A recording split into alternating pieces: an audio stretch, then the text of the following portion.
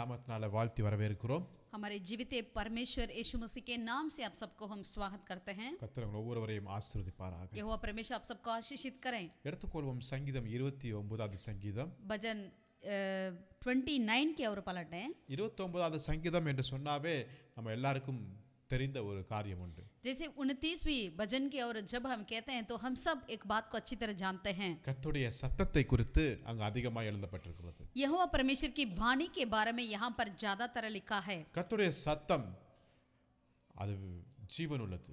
यहोवा की वाणी है, उसमें जीवन है. இன்னைக்கு பலவிதமான சத்தத்தை நாம கேட்டுக்கொண்டிருக்கிறோம். आज कई तरीके की शब्दों को हम सुनते हैं. காலையில எந்திரிக்க முதல் நைட்டு தூங்கும் வரை பலவிதமான சவுண்ட் நம்ம காதுகளை போயிட்டு இருக்கிறது. सवेरे उठने से जब तक हम सोने के लिए जाते हैं तब तक हम कई ऐसे शब्दों को सुनते हैं. அலாரம் சவுண்ட் நம்மை எழுப்புது.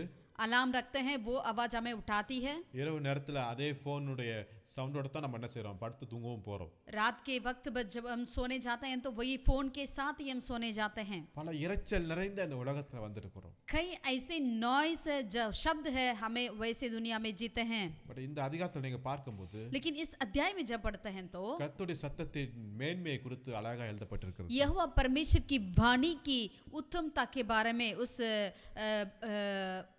आदर के बातों कर यहाँ पर लिखा है. இதுல ஒரு 5 காரியத்தை நாம் வாசிக்க முடியுது. कुछ 5 बातों को यहाँ हम पढ़ सकते हैं. வசனம் 3 तीसरा आयत में கர்த்தருடைய சத்தம் அது தொனிக்க கூடியதா இருக்கிறதா. यहोवा की वाणी जो है वो गरजती है. இரண்டாவதாக दूसरा கர்த்தருடைய சத்தம் 5வது வசனத்தை வாசிக்கும்போது 5वीं आयत में கர்த்தருடைய சத்தம் முறிக்கிறது. यहोवा की वाणी तोड़ डालती है. 6வது வசனம் 6 आयत में கர்த்தருடைய சத்தம் துள்ள பண்ணுகிறதா இருக்கிறது. यहोवा का वचन हमें उछलने के लिए करती है. 7வது வசனம் 7वीं आयत में கர்த்தருடைய சத்தம் பிளக்குமா. यहोवा का वाणी जो है हमें हिला देती है. 8வது வசனம் 8वीं आयत में கர்த்தருடைய சத்தம் அதிர பண்ணக்கூடியதா இருக்கிறது. यहोवा का वाणी हमें कांपने के लिए करती है. கர்த்தருடைய சத்தம் எப்படிப்பட்டது? यहोवा का वाणी कैसा है? தொனிக்கும், वो गरजती है, முறிக்கும், तोड़ डालती है, துள்ள பண்ணும், उछलने लगती है, பிளக்கும், तो हिला देती है, அதிரும். हमें कांपने के लिए कर देती है. ஆமென். आमीन. அவ்வளவு வல்லமையும் மகத்துவம் நிறைந்ததான் கர்த்தருடைய வார்த்தை. इतनी सामर्थ्य और मगत्व से भरी हुई है यहोवा की वाणी. முதலாவதாக पहला கர்த்தருடைய வார்த்தை தொனிக்க கூடியதா இருக்கிறது. यहोवा की वाणी जो है वो गरजती है. ஒரு தண்டர், ஒரு இடி முழக்கம் போல் இருக்குமா. यहोवा का वाणी एक जो थंडर जो होती है वैसे ही एक गरजने का समान होती है. இந்த இடி முழக்கத்தின் சத்தத்தை கேட்டு பயப்படாதவங்க யாருமே இருக்க மாட்டாங்க. जब मेघ गरजती है तो हम उसे सुनकर ऐसा कोई व्यक्ति नहीं जो नहीं डरते हैं. அந்த இடியின் சத்தம் எங்க புறப்படுது, எங்க முடியுதுன்னு நம்மளால கண்டுகொள்ள முடியாது. उस गरजने की आवाज को हम डर जाते हैं, हमें पता नहीं चलता कहाँ से शुरू हो रहा है और कहाँ से अंत हो रहा है करके. அந்த சத்தத்துல இருந்து மின்சாரம் கூட தயாரிக்க முடியுமா. उसमें से गरजने से ही वो बिजली भी वो बनाया जाता है. அதை குறித்து 2 வசனம் கூட நான் வாசிக்க விரும்புகிறேன். उसके बारे में 2 वचन को भी हम पढ़ना चाहते हैं. உபாகமம் व्यवस्था विवरण 4வது அதிகாரத்துல 4थे अध्याय में 36வது வசனம். 36 आयत को हम पढ़ेंगे. உபாகமம் 4:36வது வசனத்தை வாசிக்கும்போது व्यवस्था विवरण 4:36 உன்னை உபதேசிக்கும் படிக்கு அவர் வானத்திலிருந்து சத்தத்தை உனக்கு கேட்க பண்ணி பூமியிலே தமது பெரிய அக்கினியை உனக்கு காண்பித்தார். அக்கினியின் நடுவிலிருந்து உண்டான அவருடைய வார்த்தையை கேட்பாய். आकाश में से उसने तुझे अपनी वाणी सुनाई कि तुझे शिक्षा दे, और पृथ्वी पर उसने तुझे अपनी बड़ी आग दिखाई, और उसने वचन आग के बीच में से आते हुए तुझे सुनाई पड़े. உன்னை உபதேசிக்கும்படிக்கு आपको सिखाने के लिए வானத்திலிருந்து தமது சத்தத்தை உனக்கு கேட்க பண்ணுகிறவராய் இருக்கிறார். आकाश में से उसने अपनी वाणी को सुनाई देता है. ஆமென். आमीन. அப்ப கர்த்தருடைய வார்த்தை परमेश्वर की वाणी जो है வானத்திலிருந்து வருகிற ஒரு தண்டரை போற இடி முழக்க சத்தமாய் இருக்கிறதா. आकाश से जो आती है वैसे एक गरजने की आवाज के समान होती है। நமக்கு வேண்டிய உபதேசத்தை கொடுக்கக்கூடியதா இருக்கிறது. हमारे लिए जो उपदेश है, शिक्षा जरूरी है, वो शिक्षा को वो हमें देती है। அந்த உபதேசம் वो शिक्षा जो है நம்மை நேர் வழியில நடத்தக்கூடியதா இருக்கிறது. वो हमें सीधे मार्ग की और अगुवाई करती है। கர்த்தருடைய வழியில நடத்தக்கூடியதா இருக்கிறது. यहोवा की रास्ते पर, मार्ग पर हमें चलाती है। ஆமென். आमीन। ஹalleluya. हालेलुया। அன்பான தேவனுடைய பிள்ளைகளே, प्रभु के प्रिय लोगों, சவுல் ஒரு நாள் தமஸ்கு வீதியில போய் கொண்டிருக்கும்போது सவுल एक दिन दमस्कस की उस रास्ते पे जा रहा था। கர்த்தருடைய சத்தம் வெளிச்சமாய் வந்து அவனை பவுலாய் மாற்றினதை நாம் வாசிக்க முடியுது. यहोवा की वाणी एक रोशनी के तरह उनके ऊपर उतर आई और उनको एक पौल बना दिया था। அவ்வளவு மோசமான ஒரு மனிதன், इतना बुरा, मतलब एक ऐसा व्यक्ति था, ஆனா ஒரே நிமிடத்துல एक मिनट क्षण भर में நீ என்னை துன்பப்படுத்துகிற இயேசு என்கிற வார்த்தை जो मैं ही तू सताता है, मैं ही वो यीशु हूं करके उन शब्दों से அந்த மோசமான ஒரு மனிதரை ஒரு ஊழியக்காரனாய் மாற்றிவிட்டது. एक ऐसा बुरा व्यक्ति था, उस साउल को एक सेवक बना लिया। ஆமென். आमीन। கர்த்தருடைய சத்தம் அப்படியாய் தொனிக்கக்கூடியதா இருக்கிறது. यहोवा की वाणी एक गरजने के समान है। தமது சத்தத்தை அவர் ஆச்சரியமாய் இந்த உலகத்திற்கு, இந்த ஜனங்களுக்கு மத்தியில அவர் பொழிய பண்ணுகிறவராய் இருக்கிறார். अपने वाणी को यहोवा परमेश्वर एक आश्चर्य के रूप में हमारे लोगों के बीच में वो दे देते हैं। ஆமென். आमीन। இரண்டாவதாக பார்க்கும்போது दूसरा வசனம் 5வது வசனத்துல 5वीं आयत में கர்த்தருடைய சத்தம் எப்படிப்பட்டதா, அது முறிக்கக்கூடியதா இருக்கும். பிரேக்ஸ், அது முறிக்கக்கூடியதா இருக்கும். यहोवा की वाणी कैसा है, वो तोड़ डालती है। ஆமென். आमीन। எப்படிப்பட்டதை முறிக்கக்கூடியதா இருக்கிறது? क्या बातों को वो तोड़ती है? அது கேதுரு மரங்களை எல்லாம் முறிக்கக்கூடியதா இருக்கிறதா?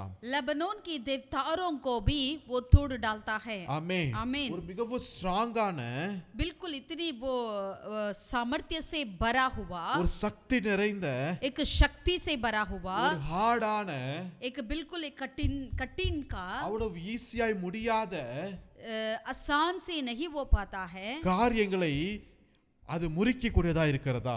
जो आसानी से नहीं कर पाते ऐसे कार्य को यहोवा की वाणी कर देती है। ஆமென். आमीन। ஹalleluya. हालेलुया। சில மனிதர்கள் அப்படி காணப்படுகிறார்கள். कुछ व्यक्ति, लोग, इंसान इस तरह हो जाते हैं, ஆனா கர்த்தருடைய வார்த்தை வரும்போது लेकिन जब यहोवा की वाणी आती है तो அந்த கல்லான இருதயம் கூட, जो चट्टान का दिल भी, அந்த இருதயம் உடைந்து போகிறதை நான் பார்க்க முடியுதுங்க. पत्थर सा दिल भी वो तोड़ा जाती है। ஆமென். आमीन। ஒரு வசனத்தை வாசிப்போம். और एक वचन को पढ़ेंगे। எரேமியா 23ல 29வது வசனத்தை வாசிக்கும்போது, यिर्मयाह 23 का 29वीं आयत में, 23ல 29வது வசனத்தை வாசிக்கும்போது, यिर्मयाह नबी 23 का 29वीं आयत में, என் வார்த்தை அக்கினியைப் போலவும் கன்மலையை நொறுக்கும் சம்மட்டியைப் போலவும் இருக்கிறது என்று சொல்லுகிறார். यहाँ पर यहोवा कहते हैं, यहोवा की यह भी वाणी है, क्या मेरा वचन आग सा नहीं है, फिर क्या वह ऐसा हथौड़ा नहीं जो पत्थर को फोड़ डाले?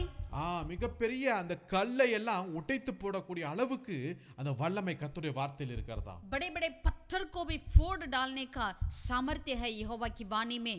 சில மனிதர்கிட்ட நம்ம பேச முடியாது. कई इंसान से हम बात नहीं कर सकते। நம்முடைய வார்த்தையை அவங்க வாழ்க்கையில எடுபடாது. हम जो भी बोलेंगे वे नहीं सुनेंगे, அசட்டை பண்ணுவார்கள் நம்மளை. वो हमें बिल्कुल इनकार करेंगे। ஆனா கர்த்தருடைய வார்த்தை அங்கு வந்தாதென்றால், लेकिन अगर यहोवा की वाणी वहां पर आती है तो அவங்களுடைய வாழ்க்கையை முறித்து போடக்கூடியதா उनका இருக்கிறது. जीवन बिल्कुल तोड़ा जाएगी, அவங்க இருதயத்தை உடைக்கக்கூடியதா उनकी இருக்கிறது. दिलों को वो तोड़ डालेगी। அப்படிப்பட்ட வல்லமை நிறைந்த கர்த்தருடைய வார்த்தையா இருக்கிறது. यही है, परमेश्वर की वचन इतने सामर्थ से भरा हुआ है। மூன்றாவதாக तीसरा 6ஆம் வசனத்தை வாசிக்கும்போது, 6वीं आयत को पढ़ेंगे। காண்டா மிருக குட்டிகளை போல துள்ள பண்ணுகிறதா இருக்கிறதா? यहोवा की वाणी कैसा होती है, वो उछलने का, यहोवा की वाणी जंगली बछड़े का समान उछलता है। ஆமென். आमीन। நம்மளை ஜம்ப் பண்ணக்கூடியதா இருக்கிறதா?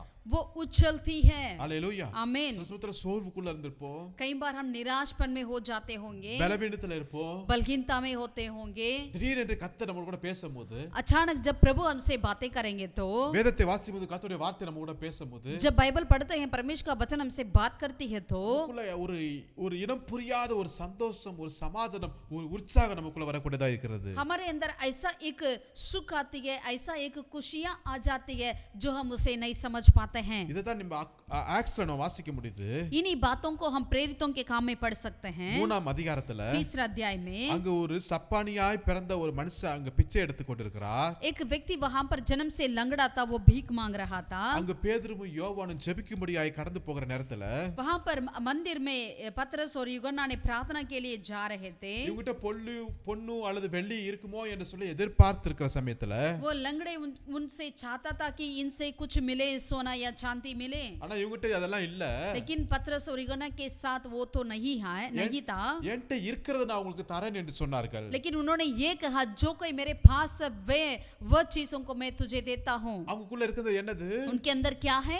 ஆவியானவர் நிரம்பி இருக்கும்போது, पवित्र आत्मा है। அவங்க பேசும்போது கர்த்தருடைய ஆவியால அவங்க பேசும்போது जब वो बोलते हैं तो परमेश्वर की आत्मा की ओर से बोलते हैं। என்ன நடந்தது என்றால், वहां पर क्या हुआ? 7ஆம் வசனத்தை வாசிக்கும்போது 7वीं आयत में வலது கையினாலே அவனை பிடித்து தூக்கி விட்டான், உடனே அவனுடைய கால்களும் கரடுகளும் பலன் கொண்டது. और उसने उसका दाहिना हाथ पकड़ के उसे उठाया और तुरंत उसके पांवों और टखनों में बल आ गया। அவன் குதித்து எழுந்து நின்று நடந்தான், நடந்து குதித்து தேவனை துதித்துக் கொண்டே அவர்கள் கூட தேவாலயத்துக்குள் वो பிரவேசித்தான். उछलकर खड़ा हो गया और चलते फिरने लगा और चलता और कूदता और परमेश्वर की स्तुति करता हुआ उनके साथ मंदिर में गया। ஒரு காண்டாமிருகத்தின் குட்டியை போல இங்கு துள்ள பண்ணுகிற தேவனாய் இருக்கிறார். एक घेंडे के समान की वो परमेश्वर यहाँ पर उछलने के लिए ताकत देते हैं। இத்தனை நாள் வரை அசைக்க முடியாத ஒரே இடத்துல உட்கார்ந்து இருந்தவன், इतने सालों से उनको कोई हिला नहीं पाते थे, एक ही जगह पर उन्होंने बैठा रहा। என் வாழ்க்கை முழுவதும் இதுதான் அப்படி நினைச்சிட்டு இருந்தவர். उन्होंने सोचा होगा मेरे जिंदगी भर के लिए यही है करके। ஆனால் கர்த்தருடைய வார்த்தை வரும்போது, लेकिन जब परमेश्वर की वाणी उनके पास आती है, அந்த வார்த்தை வல்லமையாய் ஜீவனாய் வரும்போது, जब वो सामर्थ्य से वो जीवन के द्वारा वो जब वाणी आती है तो அவருடைய கால்கள்ல பலன் வந்தது, उनके टांगों में भल आया, உற்சாகம் வந்தது.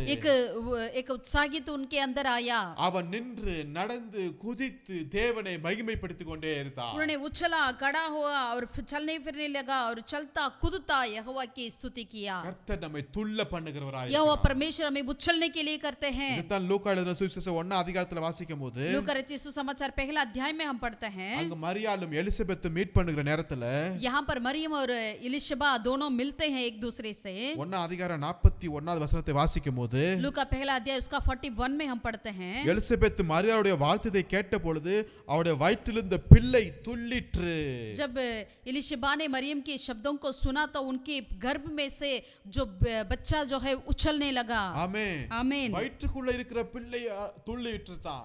जो उनके पेट में बच्चा वो उछलने लगा। அந்த வாழ்த்துதல் செய்தி கேட்கும்போது, जब उनके मरियम की उस नमस्कार सुना, ஆமென், ஆமென், அந்த கர்த்தருடைய சத்தத்தை கேட்கும்போது கூட जब यहोवा की वाणी को सुनते ही வயிற்றில் இருக்கிற கருவே கர்த்தர் துள்ள பண்ணிக்கிறாருங்க. जो पेट में है वो खोक में से बच्चा भी उछलने लगती है। நிச்சயமாய் जरूर நம்முடைய குடும்பத்தில் இருக்கிற ஜனங்களையும் மக்களையும் பிள்ளைகளையும் கர்த்தர் ஒரு நாள் அவருடைய வசனம் தொட்டு துள்ள பண்ணக்கூடியதா இருக்கிறது. हमारे घर के बच्चों को, बड़ों को यहोवा का वचन वो छुएगी और उन लोगों को प्रभु में उछलने के लिए ताकत देगी। ஆமென். आमीन। கர்த்தருடைய வார்த்தை நம்மை துள்ள பண்ணக்கூடியதா இருக்கிறது. यहोवा का वाणी हमें उछलने के लिए ताकत देती है। அவர் என் கால்களை மான்கள் காலாய் போலாக்கி என்னுடைய உயர் ஸ்தலங்களில் நம்மை நிறுத்துகிற தேவனாய் காணப்படுகிறார். वो मेरे पावों को हिरनी की तरह बना देगा और ऊंचे स्थान पर मुझे खड़ा करेगा। ஆமென். आमीन। நாலாவதாக चौथी बात 7வது வசனத்தை வாசிக்கும்போது, 7वीं आयत में கர்த்தருடைய வசனம் வார்த்தை சத்தம் அது பிளக்கக்கூடியது, டிவைட் பண்ணக்கூடியதா இருக்கிறதா. यहोवा की वाणी जो है वो हिला देती है। ஆமென். आमीन। கர்த்தருடைய வார்த்தை வரும்போது जब परमेश्वर की वाणी आती है तो சிவந்த சமுத்திரத்தை இரண்டாக பிளந்தது. वो ऐसा कर देती है, लाल समुद्र को दो भागा। ஆமென். आमीन। கர்த்தருடைய வார்த்தை வரும்போது जब परमेश्वर की वाणी आती है, மரித்து 4 நாள் ஆயிருந்த அங்க லாசருவை உயிரோடு எழுப்பினார். मरकर 4 दिन हो गया था, दफना गया था, वो लाजरस को जिला दिया। ஆமென். आमीन। கர்த்தருடைய வார்த்தை यहोवा की वाणी பிளக்கக்கூடியதா இருக்கிறது, वो हिला देती है, டிவைட் பண்ணக்கூடியதா இருக்கிறது. वो दो कर देती है। சில விட முடியாத காரியத்தை இழந்து கர்த்தர் நம்மை விடுதலை பண்ணுகிறவராய் இருக்கிறார். कुछ ऐसे बातों से जो आदत को आप छोड़ नहीं पाते हैं, उन बातों से प्रभु आपको अलग करें। சில சமயத்துல விட முடியாத ஜனங்களோட ரொம்ப ஐக்கியமா இருக்கிறாங்க. कुछ समय ऐसा हो जाता है जो व्यक्तियों से हमें नहीं मिलना चाहिए, उन व्यक्तियों के साथ जोड़े रहते हैं। சில பழக்க வழக்கங்களால அவங்க ரொம்ப ரொம்ப ஐக்கியமா இருக்கிறாங்க. कुछ आदत को नहीं छोड़ पाते हैं। ஆனால் கர்த்தருடைய வார்த்தை வரும்போது लेकिन जब परमेश्वर की वाणी आती है तो அது நம்மை டிவைட் பண்ணக்கூடியதா இருக்கு. वो हमें हिला देती है, उससे हमें अलग कर देती நம்மை है, பிரித்தெடுத்து हमें अलग कर कर வழி இதுவே रास्ता ये है என்று நம்மை வேறு பிரிக்கிற ஒரு வாழ்க்கையை கர்த்தர் இந்த வார்த்தை மூலமா கர்த்தர் கொடுப்பாராக.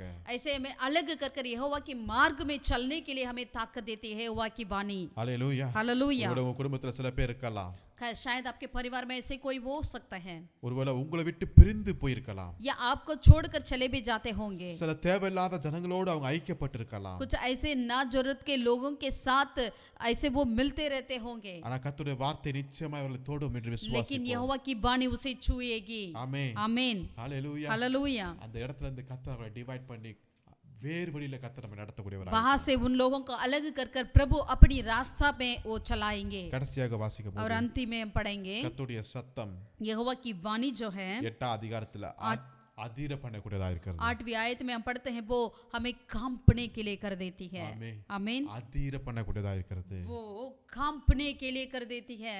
சங்கீதம் 77வது சங்கீதத்துல भजन 77 में அதுல 18வது வசனத்தை வாசிக்கும் போது 18वीं आयत को पढ़ेंगे. பூமி குலுங்கி அதிர்ந்தது, எப்படி உம்முடைய குமுறலின் சத்தத்தினால இந்த பூமி குலுங்கி அதிர்ந்ததாம். ஆமென். ஹல்லேலூயா. हालेलुया. यहोवा की वचन में लिखा है भजन 77 का 18 में भवंडर में तेरा गरजने का शब्द सुन पड़ा था, जगत बिजली से प्रकाशित हुआ, पृथ्वी कांपी और हिल गई. எவ்வளவு பெரிய பூமி, कितनी बड़ा एक पृथ्वी है, எவ்வளவு வெயிட்டான பூமி, वो कितना भारी है, எவ்வளவு ஸ்ட்ராங்கான பூமி. इतनी वो बिल्कुल स्ट्रांग है. கர்த்தருடைய சத்தம் வரும்போது लेकिन जब यहोवा की वाणी आती है तो பூமி குலுங்கினதா. पृथ्वी कांपी है. ஆமென். आमीन. ஹல்லேலூயா. हालेलुया. பவுலும் சீலாவும் சேர்ந்து ஜெபிக்கிறார்கள். அப்போஸ்தலர் 16ஆம் அதிகாரத்துல प्रेरितों की 16वीं अध्याय में हम देखते हैं पौलुस और सिलास दोनों मिलकर जब यहोवा की स्तुति करते थे, நடு ராத்திரியிலே பவுலும் சீலாவும் ஜெபம் பண்ணி தேவனை துதித்து பாடினார்கள். காவலில் வைக்கப்பட்டு அதை கேட்டுக் கொண்டிருந்தார்கள். என்ன நடந்தது? சடிதிலே சிறைச்சாலையின் அஸ்திபாரங்கள் அசையும்படியாய் பூமி மிகவும் அதிர்ந்தது. जो पौलुस और सिलास दोनों बीच रात में प्रार्थना करते स्तुति करते थे यहोवा परमेश्वर के, उस समय क्या हुआ? सारे लोग उसे सुन रहे थे तो क्या हुआ?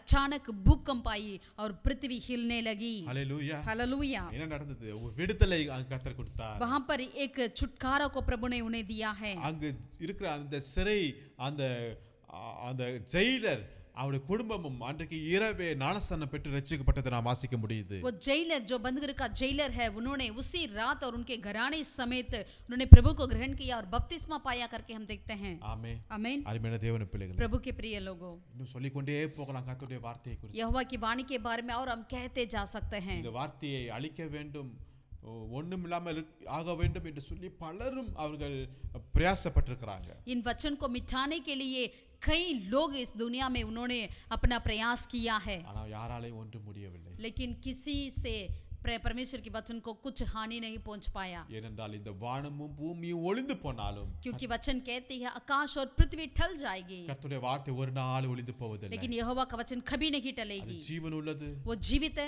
வல்லமை உள்ளது, सामर्थ्य है, ஜனங்களை மாற்றக்கூடியது, लोगों को बदल सकती है, இந்த பூமியை அதிர பண்ணக்கூடியதா इस இருக்கிறது. पृथ्वी को कांपने के लिए कर देती है. ஆமென். आमीन. நம்முடைய வாழ்க்கையை இருதயத்தையும் துள்ளப்படக்கூடியதா இருக்கிறது. हमारे हृदय को, हमारे जीवन को उछलने के लिए ताकत देती சோ है. இந்த வார்த்தைக்கு நேரா நம்ம திருப்புவோம். इस वचन की, इस वाणी की और हम अपने मन को फेरें क्या? இரவும் பகலும் தியானித்துக் கொண்டிருக்கும்போது रात और दिन जब इस वचन की और हम अध्ययन करते रहेंगे நம்ம तो செய்வதெல்லாம் கர்த்தர் வாய்க்க பண்ணுகிறவராய் जो कुछ हम இருக்கிறார். करेंगे प्रभु उसमें सफलता को आज्ञा देंगे. ஆமென். आमीन. பவுல் சொல்லுகிறார் தன்னோட கடைசி நாட்கள்ல पौलुस प्रेरित कहते हैं अपने जीवन के अंतिम दिनों में அந்த அந்த சுருளை அந்த வஸ்திரத்தையும் அந்த மேல் அங்கியையும் அந்த அந்த நிருபத்தையும் அவர் கேட்கிறார். वो इस तरह कहते हैं कि मेरी कोट को और जो ऊपर की वस्त्र को और जो मैंने लिखा है उन सारे किताबों को मेरे पास ले आओ करके वो कहता है. அவர் மரிக்க போகிறார். वो मरने वाला है, அவர் ஊழியம் ஆல்மோஸ்ட் முடிஞ்ச போயது. उनका सेवकाई बिल्कुल पूरा हो गया है, ஜெயில்ல இருக்கிறாரு. वो जेल में है, ஆனாலும் लेकिन அந்த தோல் சுருளை அவர் கேட்டு பெற்றுக்கொள்கிறார். लेकिन वो चमड़े से बना हुआ परमेश्वर के वचन को, उस किताब को उन्होंने मांगा है, पत्र को मांगा है. கர்த்தருடைய வார்த்தை மேல பிரியமா இருப்போம். यहोवा की वचन के ऊपर हम प्रसन्न रहें। அவருடைய புத்தகத்தை தேடி வாசிப்போம், यहोवा की किताब में हम ढूंढ कर पढ़ें, खोजी कर पढ़ें, ஆர்வத்தோடு வாசிப்போம். हम चाह के संग पढ़ें, கர்த்தர் நம்மோடு பேசுவாராக. प्रभु हमसे बातें कर இந்த पाए। வார்த்தை நம்முடைய வாழ்க்கையில ஜீவனாயும் நம்முடைய சரீரத்திலையும் நம்முடைய குடும்பத்திலையும் ஒரு பெரிய மாற்றத்தையும் ஆசீர்வாதத்தை கொடுக்கும். एक जीवन के जीवन के समान एक जीवन होकर ये वचन हमारे जीवन में आ सके और हमारे परिवार में एक बहुत बड़ा कार्य को करने पाए। ஜெபிப்போம். हम प्रार्थना करें। நல்ல பிதாவே, भला परमेश्वर, நீர் எங்களுக்கென்று எழுதி கொடுத்த உம்முடைய ஜீவனுள்ள வார்த்தைக்காக நன்றி செலுத்துகிறோம். आपने हमारे लिए दिया हुआ जीवित वचन के लिए हम तेरा धन्यवाद करते हैं। நிச்சயமாகவே இந்த வார்த்தை உண்மையும் சத்தியமும் நீதியா இருக்கிறது. जरूर ये वचन जो है प्रभु ये न्याय और धर्म है, ये विश्वास योग्य है। இந்த வார்த்தை எங்களுக்கு பிரயோஜனமாகவும் எங்களுக்கு ஆறுதலாகவும் எங்களுடைய வழியையும் எங்களுடைய தீர்மானங்களை எடுக்கிறதுக்கு உதவி செய்யக்கூடியதாக இருக்கிறதுக்காக நன்றி செலுத்துகிறோம். प्रभु ये वचन हमारे लिए एक सहायता, एक तसल्ली, एक आशा दिलाने वाली, हमारे मार्ग पर हमें चलने के लिए ताकत देने वाली एक वचन आपका वाणी हो जाए। இன்னுமா இந்த வசனத்தை நாங்கள் நேசிக்க, அதன்படி கீழ்ப்படிய, அதன்படி நடக்க எங்களுக்கு கிருபை செய்வீராக. और ज्यादा इस वचन की और हम ध्यान दें प्रभु, इस वचन को वचन में से प्रसन्न रहें, प्रिय रहें और इसके अनुसार हम चलने पाए। खुदावन ஆசீர்வதிப்பீர். आशीष कर। மீட்பர் இயேசு நாமத்தில் ஜெபிக்கிறோம் நல்ல பிதாவே. हमारे उद्धारकर्ता यीशु के नाम से हम प्रार्थना करते हैं। खुदावन ஆமென். आमीन आमीन கர்த்தர் आमीन। உங்களை ஒவ்வொருவரையும் ஆசீர்வதிப்பார். यहोवा परमेश्वर आप सबको आशीषित करें। Thank you. God bless you. परमेश्वर की नाम की महिमा हो। आमीन।